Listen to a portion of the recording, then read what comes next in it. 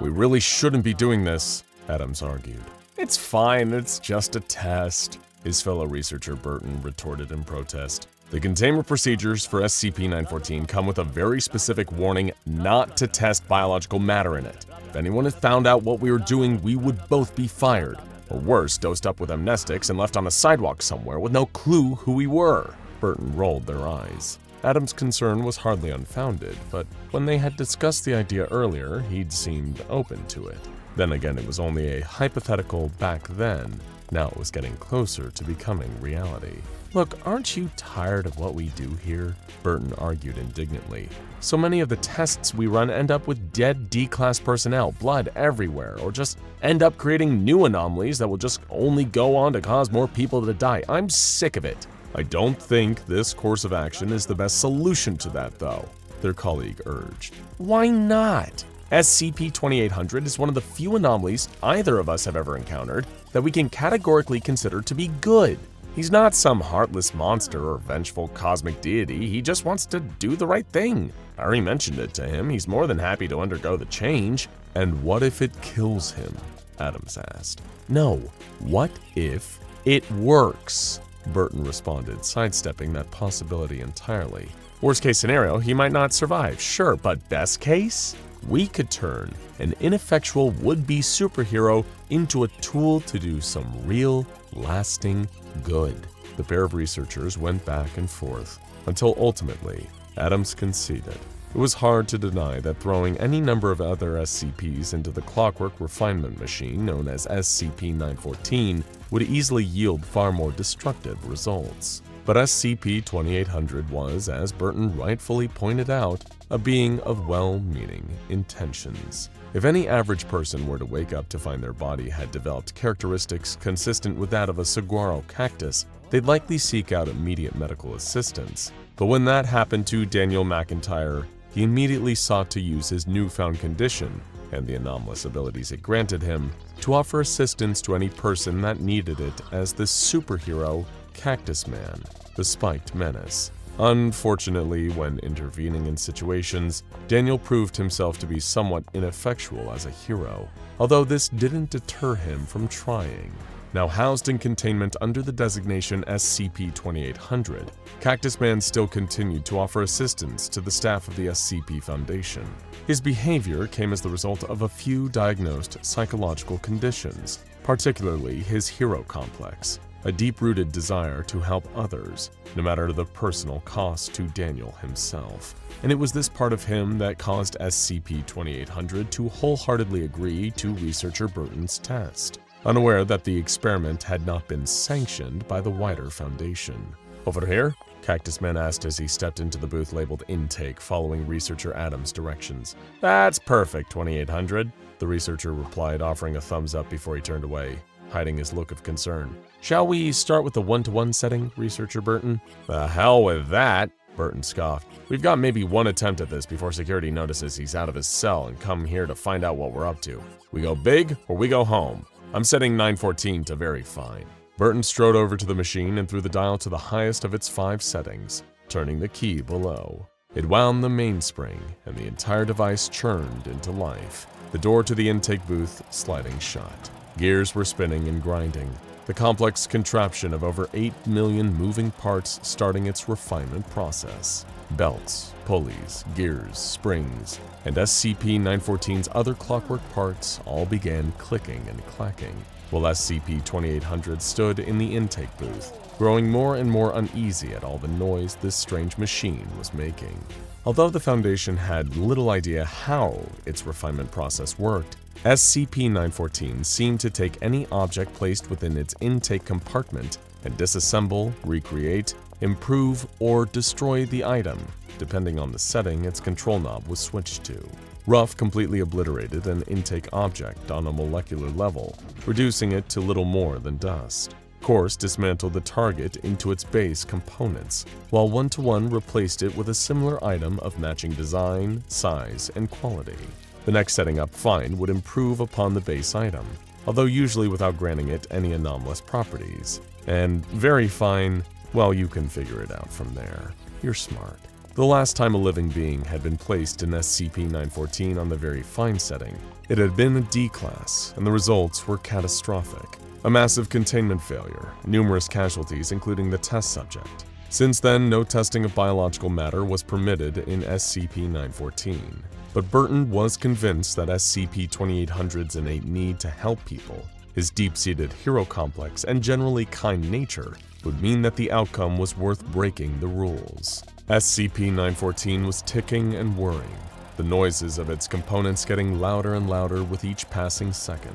So loud, in fact, that it drowned out the approaching clump of Foundation-issue boots. "Freeze! Hands in the air!" yelled one of the security team as they burst into Research Cell 109-B where the machine was housed. The pair of guards assigned to watch it lay tied up and unconscious on the floor. Both Researcher Burton and Adams threw their hands up as instructed, struck with panic at being caught in the act. The Foundation security personnel moved in, restraining them, clasping handcuffs tightly around the two researchers' wrists. Suddenly, the noise of the machine stopped. The guards all turned their attention to SCP-914, raising their weapons, training them on the output booth, with no idea what was about to step out. Timidly, as the compartment door slid open, Cactusman slowly emerged, looking around, confused. As far as Burton could tell from looking, SCP-2800 didn't appear to be any different. He cursed Adams under his breath, irrationally believing that he'd somehow changed the machine setting to 1-to-1 during all the commotion. That is, until one of the guards approached Cactusman to restrain him. As the security officer moved to cuff him, SCP-2800's arm whipped around, as if of its own accord. With the speed and precision of someone with far more hand-to-hand combat training than Daniel had ever received, Cactusman gently yet firmly swatted the Foundation's guard's hands away and turned him around. It had been so easy, so instinctive that SCP-2800 looked even surprised himself, barely able to believe the movements of his own prickly plant-based body. The guard tried to raise his arms again, only to find he couldn't. It was completely numb, in fact. Everywhere SCP-2800 had touched while deflecting him was the same. A series of long, sharp cactus needles from Daniel had been embedded in the security officer's uniform, piercing through his clothing and skin, all the way to his muscles. And yet, it was painless. He could hardly feel any of the sharp protrusions. Cactusman had disabled him with such effectiveness that the pain didn't even register. His spines implanted in the guard's body like acupuncture needles. Then, seeing what he had done, with an instinctive flick of his wrist, SCP-2800 made the spikes withdraw from the officer, and they shot back through the air, reattaching themselves to his body. Following the incident, and a severe reprimand for their unauthorized use of SCP-914, Researcher Burton was assigned to reassess SCP-2800's new, improved abilities. The goal behind his investigation was to determine whether Cactusman had now been rendered a more useful asset for the Foundation, given he had retained his need to offer help to others. They were looking to make use of him. Sure enough, the existing anomalous abilities Daniel had exhibited before his refinement seemed to have become much more formidable powers. SCP-2800 had greater control over the growing of his prickly spines, as shown when he first emerged from SCP-914. Not only could he detach them at will, as he could before, but he seemingly gained an instinctive power to launch them as high-speed projectiles, neither recall them or regrow missing spines at an accelerated rate. On top of that, his reflexes seemed to have greatly improved, as had his fighting prowess, now able to take on multiple adversaries without one of them ever landing a hit on him.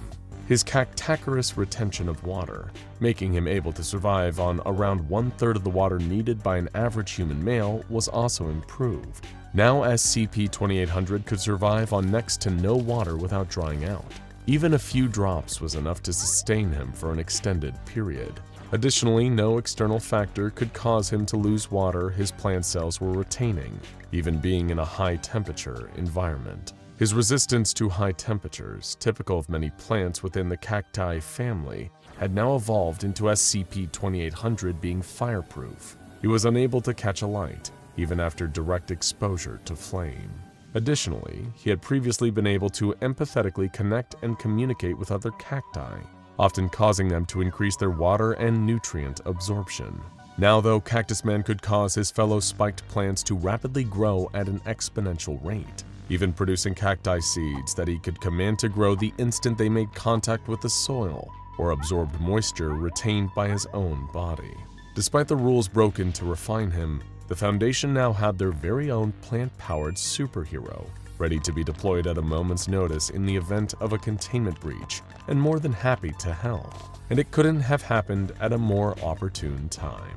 Over the coming years, the Foundation granted permission for Cactusman to assist in various recontainment efforts when dangerous anomalies broke free of their cells. He ended up preventing the deaths of a lot of the Foundation's mobile task force operatives, as well as their various personnel, purely by intervening, so they didn't have to put themselves in jeopardy. However, it was the eventual defeat of SCP-682 that allowed Daniel to really make a name for himself as the full-blown superhero he'd always wanted to be. Nobody was sure how it happened. All that really mattered was the monstrous, hard-to-destroy reptile was loose again.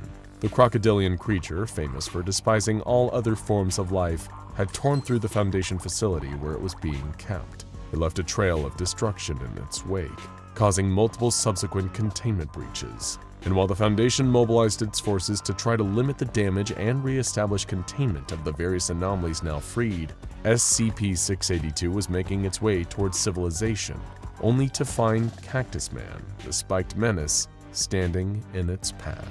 The monstrous lizard snarled at the sight of what it viewed as such a pathetic adversary. Even plant life, especially a sentient humanoid plant, was an abhorrent abomination to SCP-682. Civilians were running in terror of the hard-to-destroy reptile as it made its way through the city, slaughtering any in its path. And yet, SCP-2800 was standing bravely against it. "We both know they'll catch up to you eventually," Daniel called to the monster. "As soon as they'll do, it'll be right back in the vat of acid with you. I know you're not a fan of being locked up.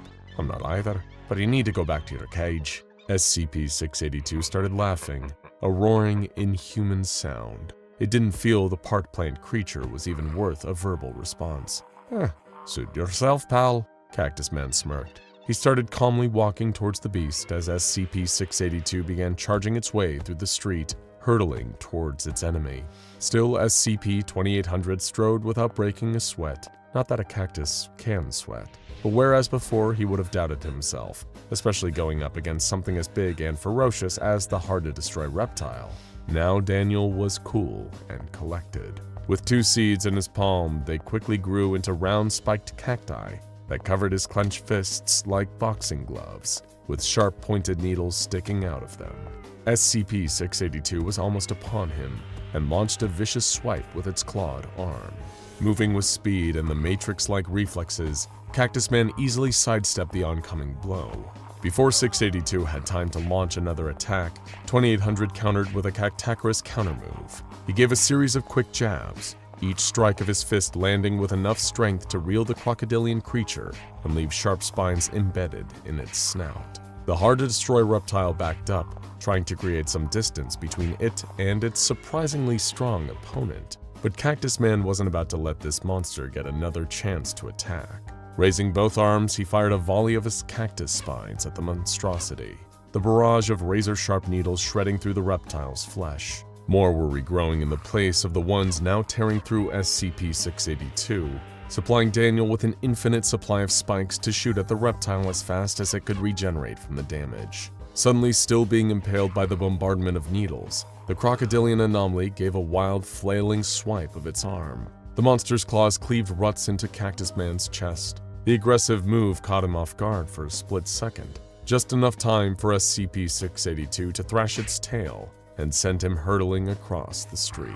Cactusman crashed into the sidewalk with enough force to crack the pavement, knocking down a lamppost and uprooting a fire hydrant. Water was spraying up into the air as he tried to will himself to get back up, struggling with his lack of arms until the cool spray of water came raining down on Daniel, and instantly he felt rejuvenated. It was stronger and more invigorating than any sip of coffee or energy drink on the market. Absorbing sunlight and moisture, he renewed his literal green fingers with more newly formed spines protruding through his chlorophyll-filled skin. In seconds, Cactusman was back to full form, ready to end this fight once and for all. Turning to face the sinister, scaly terror that was SCP-682, Daniel knelt and reached his hand into the cracks he had left in the asphalt. His fingers reached deeper right into the soil below, while SCP-682 began to menacingly draw nearer. It charged again, only to feel a rumbling burrowing up through the very earth beneath its feet, until, suddenly, something came bursting up from the ground, sending chunks of road up into the air, overturning nearby cars with the force of whatever was exploding up from below. Sharp, piercing pain ripped through the hard-to-destroy reptile's body at multiple points. Its arms, legs, torso were all impaled. Whatever it was kept burrowing upwards, lifting SCP-682 up off the ground as it climbed, grew out of the earth. A gigantic cactus had sprouted up, seemingly out of nowhere. It was huge, far bigger than any on record, the size of a large oak tree and still rapidly growing. Its spiked branches reached outwards as it climbed and climbed, pulling apart the limbs of SCP-682 that were impaled on its enormous needles. Separated into several angry, snarling, and thrashing pieces, the hard-to-destroy reptile was bested. All the while, SCP-2800 was concentrating on endlessly regrowing the spines of its miles-tall cactus he had created, keeping SCP-682 skewered, long enough for the Foundation to move in and recontain the infamous creature.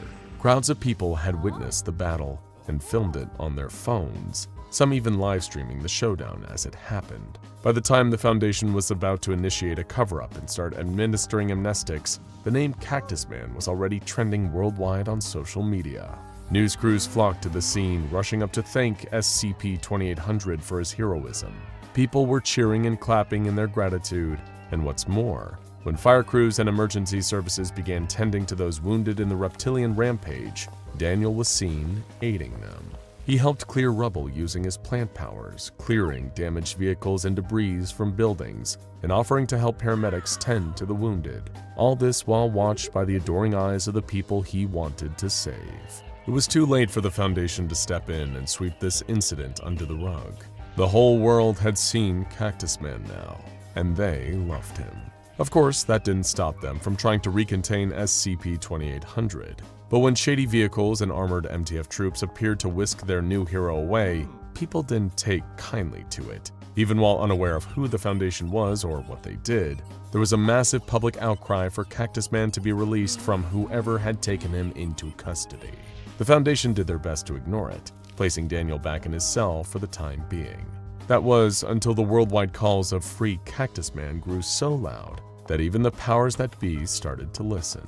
The governments of the world slowly all started sharing their own support of the plant-powered hero who had risked his life for the safety of ordinary citizens he'd never even met. There were some who blamed the immense collateral damage caused by his fight with SCP-682 on Daniel himself, especially with the gigantic skyscraper-sized cactus permanently standing on the site where the battle took place. However, those detractors were eventually silenced by those with the growing concern of who would protect them if an incident like that ever happened again. Finally, the SCP Foundation were put under enough immense, unignorable pressure by the governments of every country that knew of their existence that there was only one course of action left. The door to Daniel MacIntyre was unlocked and open for good, and Cactusman was free to go. The world welcomed him with open arms. He was awarded medals for bravery thanks to his efforts in saving people by fending off 682. Cactusman graciously accepted and offered to help out wherever he could, anywhere in the world. Over the coming years, working with intelligence and transportation provided by the Foundation, SCP-2800 was sent anywhere and everywhere. Wherever there was conflict or a natural disaster or even another containment breach, the world had a hero ready and willing to step in. People adored Daniel, with many growing varieties of cacti in their homes to honor his heroics, and just in case he ever needed backup should the worst happen. Cactusman had become a hero beyond his own wildest aspirations. But despite being adored and revered the world over, saving lives was never about fame or recognition to him. The fact remained that Daniel just couldn't help it. Even before being put inside SCP-914 and refined, he had always held doing the right thing above all else, no matter the impact it had on himself. He'd risk his own safety, risk being beaten up, injured, or worse, if it meant getting another person out of harm's way. Commendable, some might say, but that compulsion never left him. Even after ushering in a new era of peace, SCP-2800 still wanted to help save people. But was there anybody left who needed him to? Well, there was just one man. One Cactusman who still needed saving. Now go and check out What If SCP-343 Wore SCP-035, and What If SCP-1471 Mal-O was put inside SCP-914 for more weird and wild what-if scenarios.